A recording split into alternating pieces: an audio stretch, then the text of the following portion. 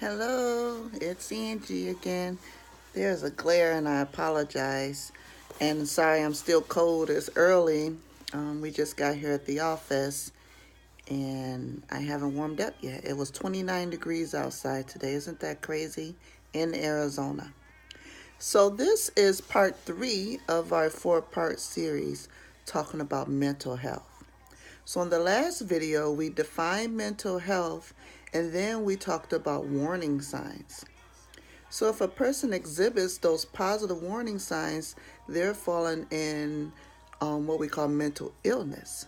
And not to say that they have to be diagnosed or anything, but something is out of whack. So, today we're going to talk about ways to treat mental illness. And things fall in several phases. It could be an acute phase, where it's something caused the problem. Maybe there was a death in the family. Maybe there was a divorce or something. Something caused the problem to allow this person to fall into that acute phase of, so let's say, depression. We're going to use depression today for an example. And then after that acute phase is where the latter takes over. And do they get out of that phase and they get better? Or do they stay and it becomes chronic or recurrent? So some ways to treat, if we're using depression, some ways to seek treatment. First of all, it has to be recognized, right? Either by someone pointing it out to you, or you go into your provider and they doing we do a PHQ-9. Well, we can do a PHQ-2. It's a 2-question questionnaire, and then there's a 9-part questionnaire. I like to do the 9-part, and I like to do that on everyone at least once a year, because sometimes they do not even realize that something is wrong. There have been subtle changes and they do not know that they are depressed. Anything greater than 4 is that mild depression, and then it goes to moderate and into severe. So I'm going to read some professional ways that is recommended to treat depression, because that's our example, right? So it talks about the acute phase. And the goal is symptom remission, right? If somebody is depressed and they have all those symptoms we were talking about on the last video, the goal is to alleviate those symptoms so they can live a quality life. Studies show, and this is according to American Psychiatric Association, studies show that medication combined with cognitive behavioral therapy is the gold standard.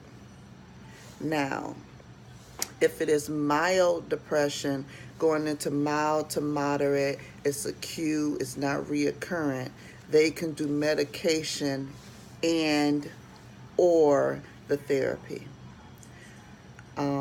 If it is moderate to severe, both are recommended. If it's recurrent, both are recommended. Personally, I'm not a medication type of person to just want to prescribe, but I believe when it comes to mental illness, I believe in medication because there's a chemical imbalance that sometimes you or anybody else cannot do anything about. So when you have that chemical imbalance, we need to do something. So you got the twofold. You got the medication and you got the therapy. All right. Gosh, I'm at 4 minutes and 20 seconds. It goes by fast. So that is one subset of treatment for a mental illness. Medication with a combination of some type of cognitive behavioral therapy. And that's usually by a therapist, so a professional. On a personal level, this is not my professional opinion, this is my personal opinion. I definitely believe in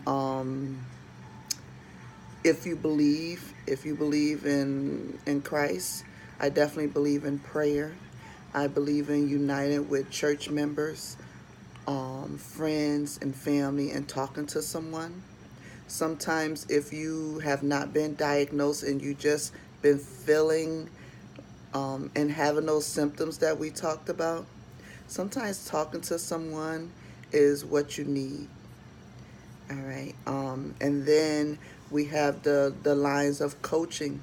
So you have this person that has depression and they do not have insurance. All right. What we specialize in, um, medication, and then coaching. Coaching, it is out of pocket, but it is more affordable than therapy. They are they're professionals at getting you to figure out what's going on with you. So that is something that works. Alrighty. And then therapy alone. Sometimes laying on the couch and talking to someone and getting it all off your chest works. And if you want to talk to a professional and get a professional opinion, that is fine too. There are several ways to treat mental illness. What we want to do is recognize it early and intervene early. That is our goal, because we do not want it to get so bad that the end result is suicide. That's what we're trying to prevent. All right, sorry I went over. I'm at the 6-minute mark, almost 7 minutes. On our last final video, we are going to give you a few names of resources that you can reach out to, and we'll elaborate on how Daisy can help you. All right, have a blessed day.